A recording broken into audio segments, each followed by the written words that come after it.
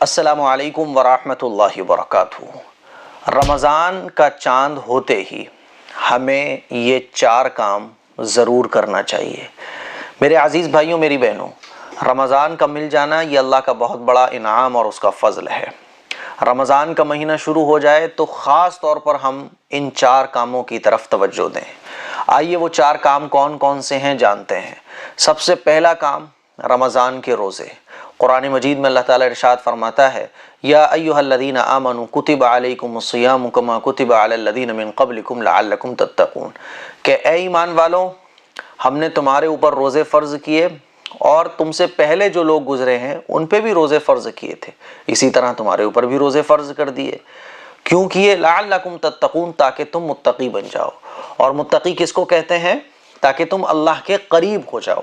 ٹھیک ہے، آدمی جب گناہوں سے بچتا ہے تو وہ اللہ کے قریب ہو جاتا ہے، اور تقویٰ کہتے ہی اس کو ہے کہ ہم اپنی زندگی گناہوں سے بچ کر گزاریں۔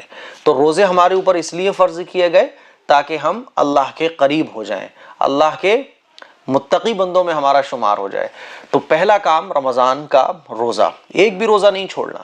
ہر مسلمان عاقل بالغ پر، چاہے وہ مرد ہو چاہے وہ عورتیں ہوں، رمضان کے روزے، پورے مہینے کے روزے، یہ ہر مسلمان پر فرض ہیں۔ روزہ چھوڑنا یہ گناہ کبیرہ ہے۔ روزہ چھوڑنے والا رمضان کی ساری برکتوں سے محروم ہو جاتا ہے، اور رمضان کی برکتوں سے محروم ہو جانا ہی بڑی بدقسمتی ہے، بد نصیبی کی بات ہے۔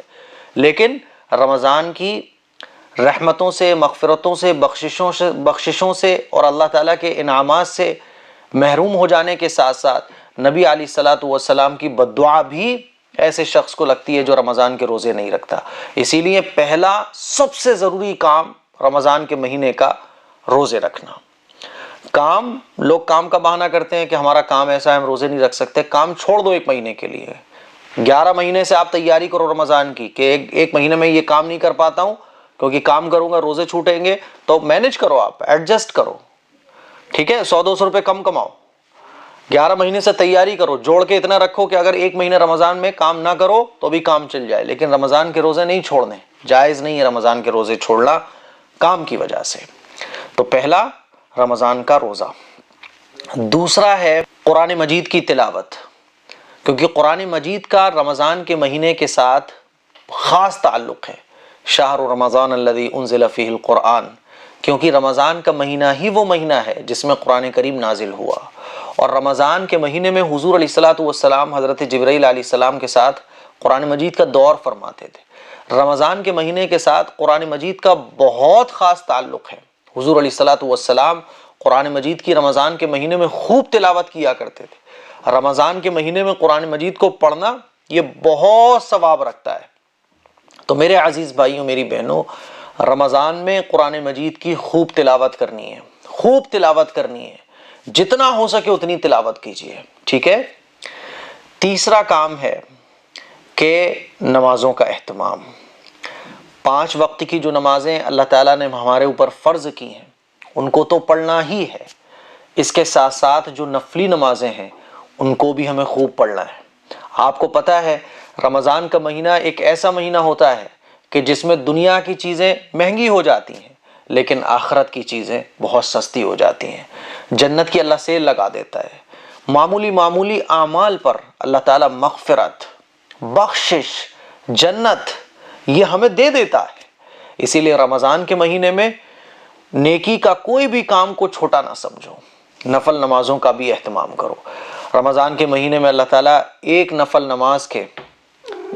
نماز کا ثواب فرض نماز کے برابر کر دیتا ہے، اور ایک فرض نماز کا ثواب 70 فرضوں کے برابر کر دیتا ہے۔ اسی لیے 5 وقت کی جو نمازیں ہیں اس کو تو ہمیں چھوڑنا ہی نہیں ہے، لیکن اس کے ساتھ ساتھ جو نفل نمازیں ہیں، تہجد کی نماز ہے، اشراق کی نماز ہے، چاشت کی نماز ہے، اوابین کی نماز ہے، صلاۃ الحاجت ہے نا، استخارے کی نماز ہے، کسی بھی کام کو آپ کرنے جا رہے ہو استخارے کی نماز پڑھو۔ تو تیسرا جو کام ہے کہ نمازوں کا اہتمام، اور جو نفلی نمازیں ہیں ان کو بھی پڑھنا ہے۔ ٹھیک۔ چوتھا کام ہے گناہوں سے بچنا۔ گناہوں سے بچنا یہ بہت ضروری ہے۔ کسی بزرگ سے کسی نے پوچھا کہ حضرت بتائیے سب سے بڑی نیکی کا کام کیا ہے؟ تو انہوں نے کہا گناہوں سے بچنا۔ گناہوں سے بچنا یہ سب سے بڑی نیکی ہے۔ اگر آپ کوئی نیکی کا کام نہیں کر سکتے تو گناہ بھی مت کرو.